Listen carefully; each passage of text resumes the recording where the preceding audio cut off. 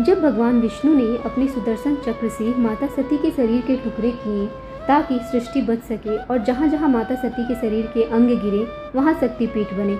माना जाता है कि यहाँ माता सती की कलाएं गिरी थी, इसीलिए इस स्थान का नाम मणिबंध शक्तिपीठ पड़ा। यह स्थान आध्यात्मिक शक्ति, तंत्र साधना और देवी चमत्कारों के लिए प्रसिद्ध माना जाता है। यह शक्तिपीठ राजस्थान के पवित्र तीर्थ पुष्कर झील और ब्रह्म मंदिर के निकट होने के कारण यह स्थान अत्यंत दिव्य माना जाता है। मणिबंध शक्तिपीठ में माता को कई रूपों में पूजा जाता है।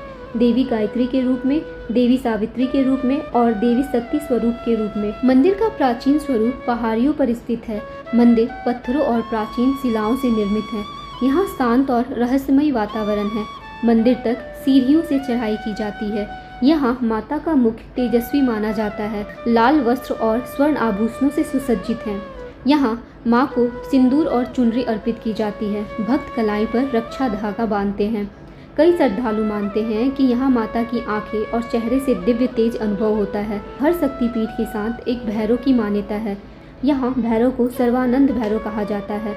ब्रह्मा जी ने पुष्कर में यज्ञ किया था। मान्यता है कि उसी क्षेत्र की दिव्य ऊर्जा से मणिबंध शक्तिपीठ का महत्व और बढ़ गया।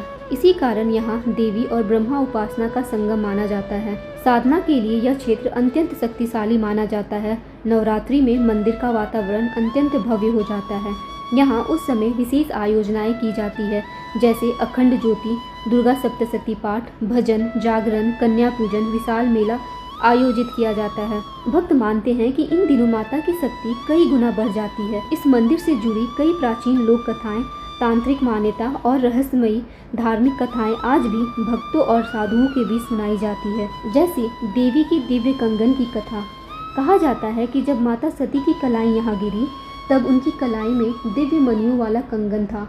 उस कंगन की तेजस्वी ऊर्जा धरती में समा गई। इसी कारण यहाँ की मिट्टी को पवित्र माना जाता है। कुछ साधु इसे शक्ति रेखा कहते हैं। भक्त मानते हैं कि माता का अदृश्य कंगन आज भी इस क्षेत्र की रक्षा करता है।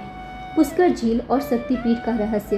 पुष्कर को देवताओं की भूमि कहा जाता है। मान्यता है कि पुष्कर झील का जल और मणिबंध शक्तिपीठ की शक्ति आपस में जुड़ी है। पहले भक्त झील में स्नान करते हैं, फिर माता के दर्शन के लिए जाते हैं। रक्षा सूत्र की प्राचीन परंपरा। क्योंकि यहाँ माता की कलाई गिरी थी, इसलिए कलाई का विशेष महत्व माना जाता है। पुरानी परंपराओं के अनुसार यात्री यहाँ लाल धागा बनवाते थे। इसे देवी की सुरक्षा माना जाता है।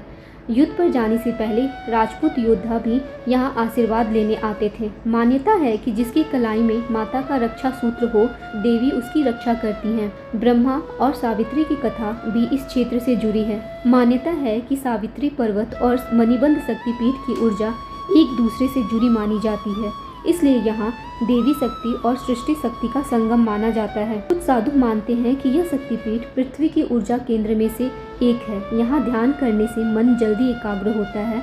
कई लोग यहाँ आकर आध्यात्मिक अनुभव होने का दावा करते हैं। स्थानीय लोगों के अनुसार माता सच्चे भक्तों की मनोकामना पूरी करती है।